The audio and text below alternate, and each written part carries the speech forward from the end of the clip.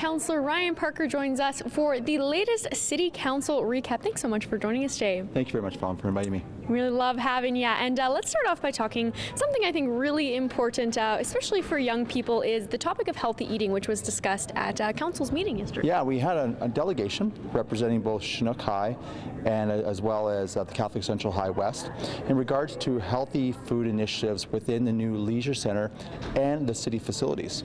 There was discussion regarding what are we planning to provide citizens at large, both students and adults, when the new leisure center opens up.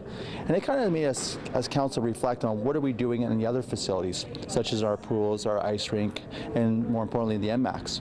So they brought an idea forward that we offer more healthy options such as salads, smoothies, sandwiches, less processed food. And council thought, a really good idea.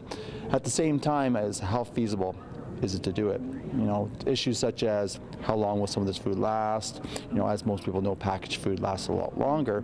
But we have started doing this within the MMAX, and we've had some success. When I say some success, because we also had to look at the issue of waste, food waste, and also are people willing to pay for it? In theory, healthy food choices are always good, but when you have an opportunity to have poutine or apples, it's sad to say a lot of people will go that way, but it's good that at least we have those options. And so all they're asking us is, when we do this new leisure center, that we really, really look seriously at offering healthy options, just not 10% of the menu, but 50% of the menu should be healthy options, and I think it's a great idea.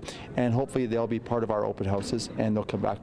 Well, the Leisure Center Steering Committee will come back to council with some recommendations. What a special group of young people we have in our community. Very lucky. Very fortunate. And another really important initiative, Ryan, is bringing Lethbridge home, something that was brought up at council yesterday. Yeah, the SHIA, under the leadership of Dr. Gary Bowie, who's very well respected in our community, came and kind of did a report on regards to how we're doing in ending homelessness in our community.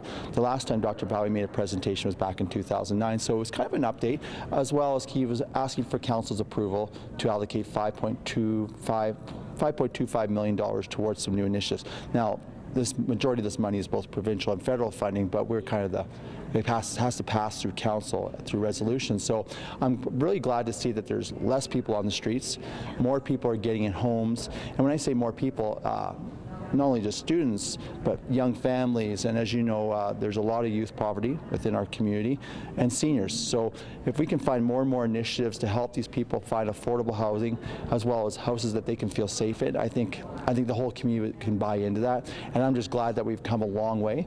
But Dr. Bowie also says we still have a while to go. So I'm glad we're going in the right direction, and I'm glad council passed it unanimously. Now lastly, Ryan, a very hot topic that has been on council's mind for quite some time now. Had to have a separate meeting just to discuss this, recycling. Let's talk about that meeting, not the regular council meeting, but a special meeting held just for recycling. Thanks, Fallon. I appreciate you saying this. Back on March 23rd, and we had a special meeting of council, and that doesn't happen very often, to discuss the issue of recycling. And of course, the council discussion is just as broad as the opinions in our community.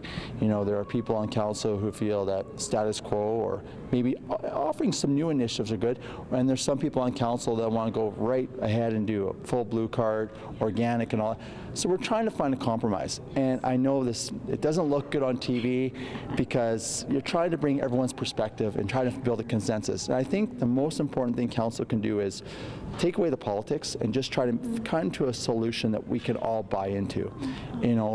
There was some solution in that we were going to do a pilot project that's not tax supported, so it won't have any increase to fees. We have some money in our reserves of just close to $500,000 to see what kind of pilot project we could do regarding both blue card and organic. So we're going to get a presentation or a report back to council from our administration on how it's going to be implemented. That's really exciting things happening in our city. Thank you so much, Ryan, for joining us. We really appreciate it. Thanks, Fallon. Appreciate it. To catch live city council meetings, they'll be airing every other Monday right here on Shaw TV.